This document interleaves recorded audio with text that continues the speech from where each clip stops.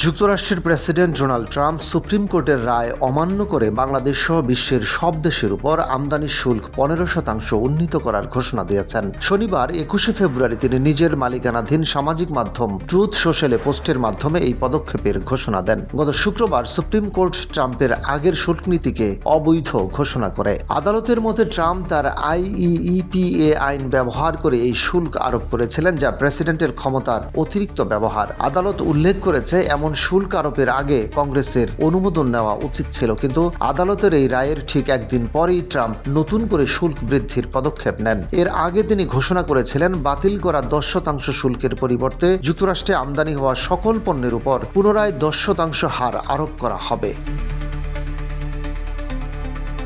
শনিবার ট্রুথ সোশ্যালে দেওয়ার পোস্টে ট্রাম্প লিখেছেন, আমি যুক্তরাষ্ট্রের প্রেসিডেন্ট হিসেবে ঘোষণা দিচ্ছি, আজ থেকে বিশ্বের সব দেশের উপর আরোপিত আমদানি শুল্ক 10% থেকে 15% উন্নীত করা হলো। অনেক দেশ বছরের পর বছর যুক্তরাষ্ট্রকে ঠকিয়ে আসছে এবং তাদের উপর কার্যকর কোনো ব্যবস্থা নেওয়া হচ্ছিল না। এখন থেকে আইন মেনে এই শুল্ক কার্যকর হবে।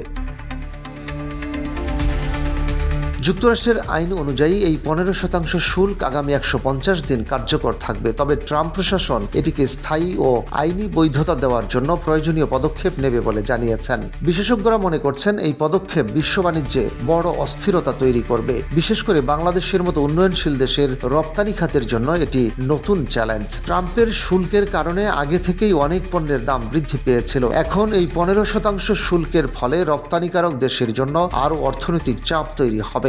গত বছর ট্রাম্পের সরকার জরুরি অর্থনৈতিক শক্তি আইন IEEPA ব্যবহার করে সব দেশের উপর পারস্পরিক শুল্ক আরোপ করেছিল। এতে যুক্তরাষ্ট্রে আমদানি পণ্যের দাম বৃদ্ধি পায় এবং আন্তর্জাতিক বাণিজ্যে উত্তেজনা তৈরি হয়। সুপ্রিম কোর্টের এই রায় এবং ট্রাম্পের তৎপরতার ফলে শুল্ক নীতি নিয়ে যুক্তরাষ্ট্র ও বিশ্বের মধ্যে নতুন আলোচনা ও দ্বন্দ্বের সম্ভাবনা তৈরি হয়েছে।